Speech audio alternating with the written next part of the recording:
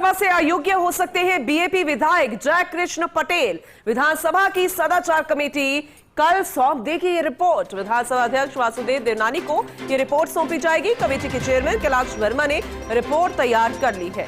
आरोपी जिस तरीके से अगर आरोप सिद्ध होता है तो फिर आरोप सिद्ध होने पर जयकृष्ण पटेल की सदस्यता जा सकती है। सवाल के बदले घूस लेने के आरोपों से गुजर रहे हैं जयकृष्ण पटेल। एसीबी पूरे मामले की जांच में जुटी हुई है। स्पीकर ने पूरा मामला सदाचार कमेटी को सौंपा था। सदाचार कमेटी की रिपोर्ट नहीं है जयकृष्ण पटेल के पक्ष में। सूत्रों के हवाले से जानकारी और ऐसे में विधानसभा से अयोग्य हो सकते हैं बीएपी विधायक जयकृष्ण पटेल। लगातार ये मामला और अब जो रिपोर्ट तैयार हुई है वो पक्ष में नहीं है जयकृष्ण पटेल के। एसीबी पूरे तरीके से जांच को देख रही थी, पूरे मामले को देख रही थी और जांच में जो सामने आया उस दौरान स्पीकर ने पूरा मामला सदाचार कमेटी को सौंपा था। सदाचार कमेटी की रिपोर्ट भी जयकृष्ण पटेल के पक्ष में नहीं है। सूत्रों के हवाले से ये बड़ी खबर है। पूरे मामले को और बेहतर तरीके से समझने की कोशिश करेंगे पॉलिटिकल एडिटर योगेश शर्मा से। योगेश जी, क्योंकि सदाचार कमेटी की रिपोर्ट जयकृष्ण पटेल के पक्ष में नहीं है, सूत्रों के हवाले से जानकारी है और ऐसे में एसीबी लगातार इस मामले को देख रही। अब ये कहा जा रहा है कि अयोग्य घोषित हो सकते हैं विधानसभा से जयकृष्ण पटेल। आप समझाइएगा पूरे मामले को। देखिए, पुणे में बड़ा मामला और शायद राजस्थान की विधानसभा के पहला ऐसा मामला है जब सवाल के बदले घूस लेने का मामला जी के अंदर कोई विधायक एसीबी के हाथों, भ्रष्टाचार निरोधक ब्यूरो के हाथों रंगे हाथ ट्रैप हुआ है। तो ये एक तरह का कहा जा सकता है बहुत ही गंभीर मामला है। इस मामले को लेकर राजस्थान की विधानसभा के अध्यक्ष देवनानी ने गंभीरता समझते हुए सदाचार कमेटी को इस पूरे मामले के बारे में जांच के लिए कहा भी था। और सदाचार कमेटी के अध्यक्ष कैलाश वर्मा सदाचार में सभी दलों के सदस्य भी होते हैं, एक पूरी रिपोर्ट तैयार की है इस पूरे मामले को लेकर। और ये जो रिपोर्ट है कैलाश वर्मा की अगुवाई में, इस रिपोर्ट को कल विधानसभा अध्यक्ष को सौंप दिया जाएगा। और इस रिपोर्ट में जो इनपुट्स आ रहे हैं, जो हमारे सामने सूत्रों के हवाले से जानकारी आ रही है, कमेटी के कुछ सदस्यों से इनफॉर्मल बातचीत में जो सामने आ रही है बातें, वो यही है कि सभी इस मामले में एकमत है कि विधानसभा की गरिमा और विधायक पद की गरिमा रहनी बिल्कुल। और अगर अभियोजन की स्वीकृति तो एसीबी को मिल ही चुकी है और अगर पूरी जांच में पूरी तरह अपराध साबित होता है और जयकृष्ण पटेल पूरी तरह कहा जा सकता है अपने आप को बेगुनाह नहीं साबित कर पाते हैं, तो निश्चित तौर पर विधायक को लेकर कार्रवाई होनी चाहिए।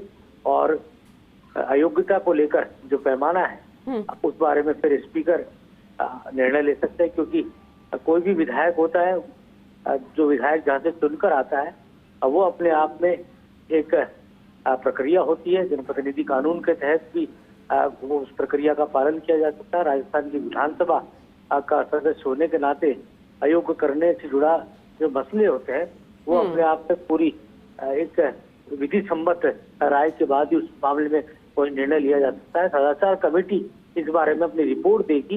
उस रिपोर्ट के बाद विधानसभा अध्यक्ष इस बारे में कोई निर्णय लेंगे। तो विधानसभा अध्यक्ष हाईकोर्ट के स्तर पर भी, क्योंकि एसीबी अपनी जांच कर रही थी और हाईकोर्ट के स्तर पर भी अभियोजन को लेकर जो बातें सामने आ रही थी उसके मद्देनजर स्वीकृति विधानसभा अध्यक्ष दे चुके हैं। और अब क्योंकि सदाचार कमेटी की रिपोर्ट विधानसभा की एक महत्वपूर्ण कमेटी है जो अपनी राय पूरी रिपोर्ट और दस्तावेज के साथ अध्यक्ष के सामने रखने वाली है। और इस बारे में कैलाश वर्मा की अगुवाई में जो विपक्ष भी लगातार इस मुद्दे को भुना भी रहा था, पहुंचा था विधानसभा, वो भी हमने उस वक्त भी अपडेट किया था दर्शकों को। लेकिन जैसे कि अगर वो अयोग्य घोषित हो जाते हैं विधानसभा से तो कौन कौन सी सुविधा से बहिष्कृत हो जाएंगे, क्या प्रोसेस फिर आगे होता है, ये समझाइएगा एक बार योगेश जी। देखिए, प्रक्रिया अभी बढ़ेगी आगे और रिपोर्ट आने के बाद भी इस प्रक्रिया में जो तकनीकी जो पहलू है उनका विधानसभा अध्यक्ष अध्ययन करेंगे और विधि सम्मत राय भी ली जाती है।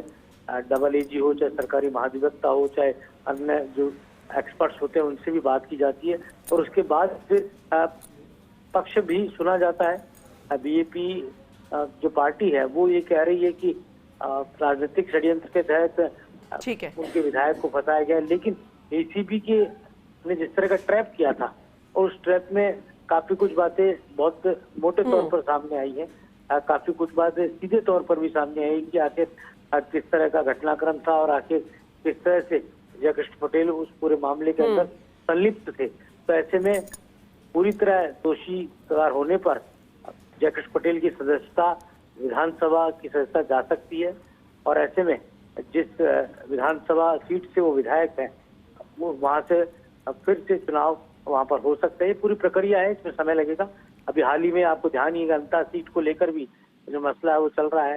राजभवन में भी उस मामले में माफीनामा अंता विधायक मीणा की ओर से अर्जी दी गई है। लेकिन दूसरी ओर राज्य के चुनाव आयोग ने वहां पर चुनाव कराने की प्रक्रिया को लेकर भी तैयारी शुरू कर दी है।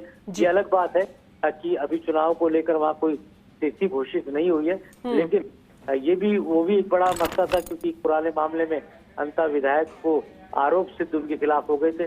तो कोर्ट के जब आरोप सिद्ध हो जाते हैं और कोर्ट इस बारे में सजा सुना देता है, तो ऐसे मसले को लेकर अब विधायक की अयोग्यता का जो सजा जाने का विषय होता है, उस पर फिर मोहर लग जाती है। तो ऐसे में कहा जा सकता है कि राजस्थान विधानसभा भी इस पूरे मामले को देख कल फिर हर किसी की नजर इस पर टिकी रहेगी। क्या कुछ रहेगा रिपोर्ट में, जो कि सूत्रों के हवाले से जानकारी है कि वो फिलहाल जयकृष्ण पटेल के पक्ष में